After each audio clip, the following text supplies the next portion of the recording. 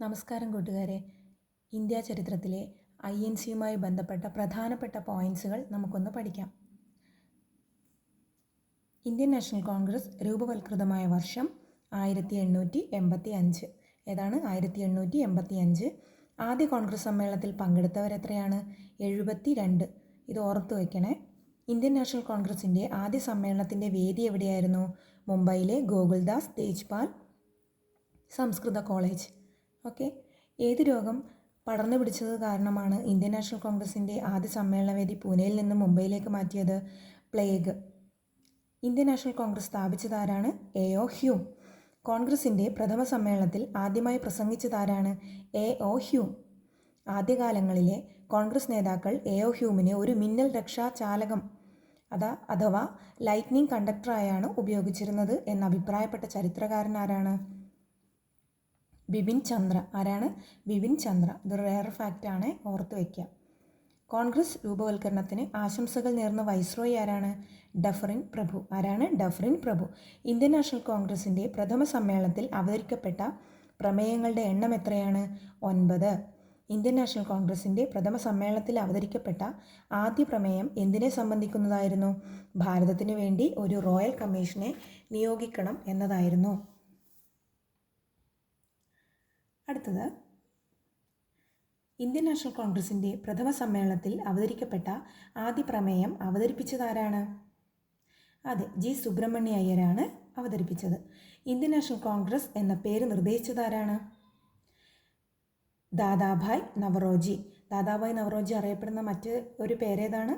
ഇന്ത്യയുടെ വന്ധ്യ വയോധികൻ. അതുപോലെ ചോർച്ചാ സിദ്ധാന്തത്തിൻ്റെ ഉപജ്ഞാതാവാണ് ദാദാഭായ് നവറോജി.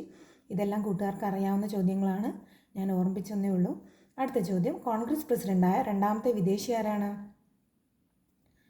വില്യം വെബേർഡൻ. 1889 അടുത്ത ചോദ്യം, 2 പ്രാവശ്യം കോൺഗ്രസ് അധ്യക്ഷനായ വിദേശിയും ആരാണ്? വില്യം വെബേർഡനാണ്. 89 1910 വില്യം വെബേർഡൻ തന്നെയായിരുന്നു. ഇനി അടുത്തതും, കോൺഗ്രസ് അധ്യക്ഷനായ ആദ്യ മുൻ സിവിൽ സർവീസ് ഉദ്യോഗസ്ഥനാരാണ്? വില്യം വെബേർഡൻ. അതുപോലെ A.O. ഹ്യൂമിൻ്റെ ജീവചരിത്രപരമായ ഓർമ്മക്കുറിപ്പുകൾ രചിച്ച കോൺഗ്രസ് അധ്യക്ഷനുമാരാണ്? വില്യം വെബേർഡനാണ്. അതുപോലെ 1889 ആരംഭിച്ച ഈ INC-യുടെ ബ്രിട്ടീഷ് കമ്മിറ്റിയുടെ ആദ്യത്തെ ചെയർമാനും വില്യം വെബേർഡനാണ്. എന്തൊക്കെ പോയിൻറ്റ്സ് ആയിരുന്നു? കോൺഗ്രസ് പ്രസിഡന്റായ രണ്ടാമത്തെ വിദേശിയാണ്, 2 പ്രാവശ്യം അധ്യക്ഷനായ വിദേശിയാണ്, 1889 1910. അതുപോലെ കോൺഗ്രസ് അധ്യക്ഷനായ ആദ്യത്തെ മുൻ സിവിൽ സർവീസ് ഉദ്യോഗസ്ഥനാണ്. A.O. ഹ്യൂമിൻ്റെ ജീവചരിത്രപരമായ ഓർമ്മക്കുറിപ്പുകൾ രചിച്ച കോൺഗ്രസ് അധ്യക്ഷനാണ്. 89 ആരംഭിച്ച INC-യുടെ ബ്രിട്ടീഷ് കമ്മിറ്റിയുടെ ആദ്യത്തെ ചെയർമാനും വില്യം വെബേർഡനാണ്. ഇന്ത്യയിലെ ഗ്രാൻഡ് ഓൾഡ് പാർട്ടി എന്ന് വിശേഷിക്കപ്പെടുന്നത് INC ആണ്. ഇന്ത്യൻ നാഷണൽ കോൺഗ്രസിൻ്റെ ആദ്യത്തെ ജനറൽ സെക്രട്ടറി ആരാണ്? A.O. ഹ്യൂം. ഇനി INC രൂപവത്കൃതമാകുമ്പോൾ ബ്രിട്ടീഷ് പ്രധാനമന്ത്രി ആരായിരുന്നു? അതെ, സാലിസ്ബറി പ്രഭു. ഓക്കെ. ഇന്ത്യൻ നാഷണൽ കോൺഗ്രസ് രൂപവത്കൃതമാകുമ്പോൾ ബ്രിട്ടീഷ് മൊണാർക്ക് ആരാണ്? വിക്ടോറിയ മഹാറാണി.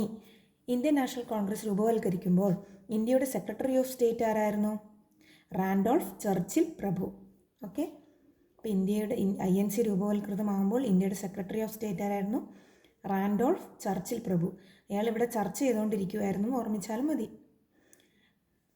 INC സമ്മേളനത്തെ 3 ദിവസത്തെ തമാശ എന്ന് വിശേഷിപ്പിച്ചത് ആരാണ്? അശ്വിനി കുമാർ ദത്ത. ആരാണ്?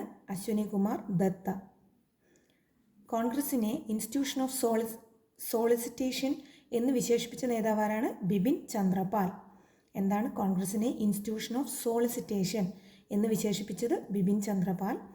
1889 ആരംഭിച്ച ഇന്ത്യൻ നാഷണൽ കോൺഗ്രസിൻ്റെ ബ്രിട്ടീഷ് കമ്മിറ്റിയുടെ ആദ്യത്തെ സെക്രട്ടറി ആരായിരുന്നു?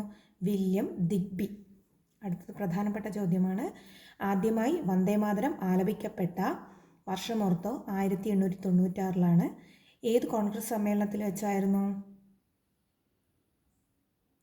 കൽക്കട്ട സമ്മേളനം. അതിൻ്റെ അധ്യക്ഷൻ ആരായിരുന്നു? അതെ, റഹ്മത്തുള്ള എം സായ്നി.